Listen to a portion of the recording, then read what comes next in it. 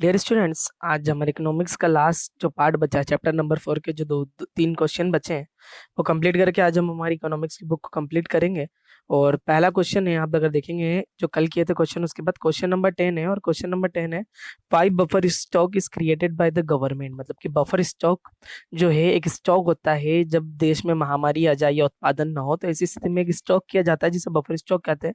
तो सरकार क्यों बनाती है बफर स्टॉक को? The government of India is ensured food availability, carefully designed a food security system। वो इसको डिजाइन किया गया है फूड सिक्योरिटी सिस्टम के हिसाब से, मतलब खाद्यान्न की सुरक्षा के हिसाब से।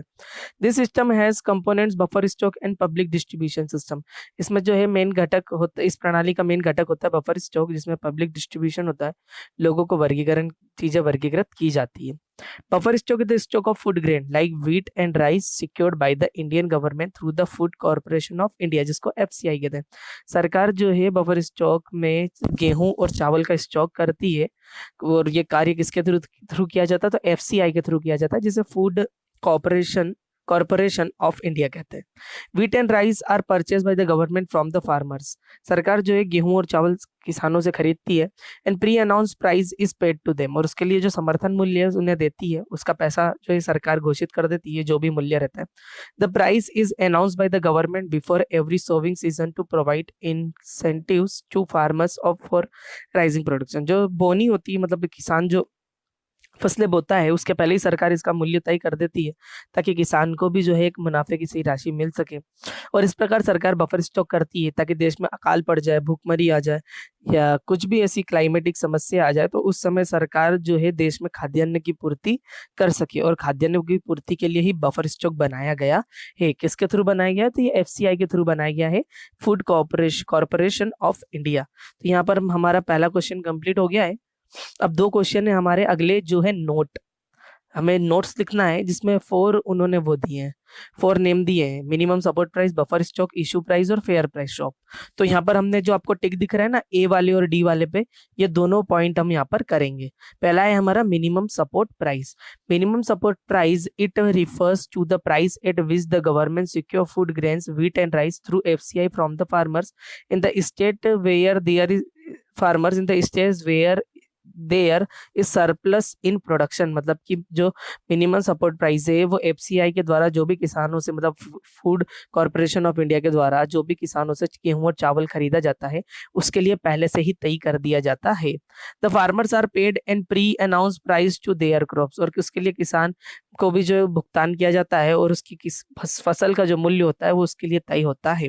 The minimum support price is declared by the government every year before the sowing season. बोनी के पहले ही सरकार हर साल क्या करती है, जो समर्थन मूल्य है, मिनिमम सपोर्ट प्राइस है, उसको घोषित कर देती है।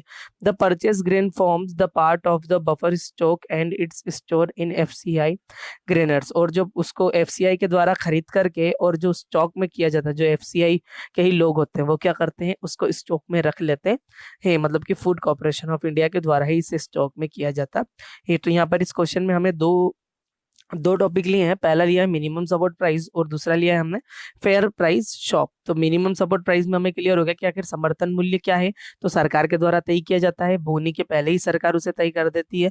किसानों को जो है पता हो जाता है कि कितना प्रोडक्शन करने पर हमें कितना फायदा होगा। उस हिसाब से जो है मिनिमम सपोर्ट प्राइस जो है समर्थन मूल्य सरकार क्या करती है, लागत मूल्य समर्थन मूल्य तय करती है।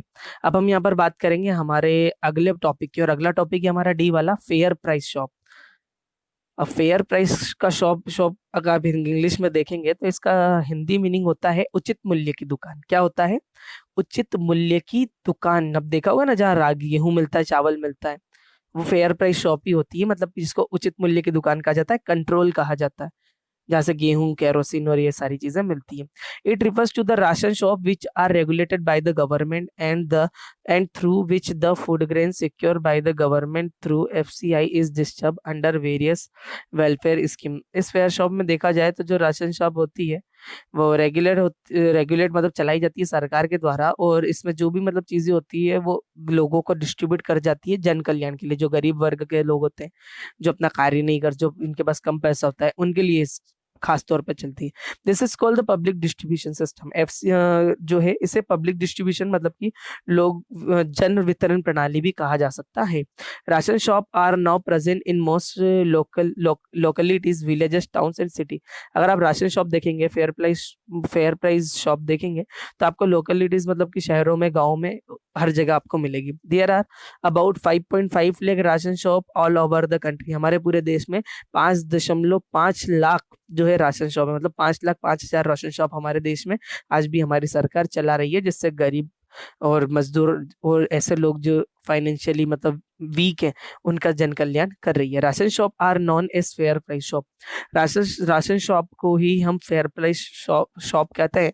मतलब कि राशन शॉप जो है उसका इंग्लिश नेम है फेयर प्राइस शॉप, और फेयर प्राइस शॉप को हम हिंदी में कह सकते हैं उचित मूल्य की दुकान।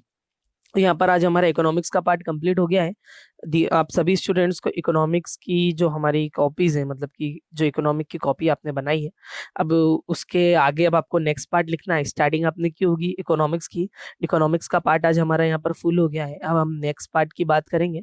तो आप पिक्चर अपलोड कर दें जैसे ही आपकी नोटबुक कंप्लीट हो जाए, और जब भी एग्जाम हो तब आपको इकोनॉमिक्स की पूरी कॉपी कंप्लीट करके विद्यालय में लानी है।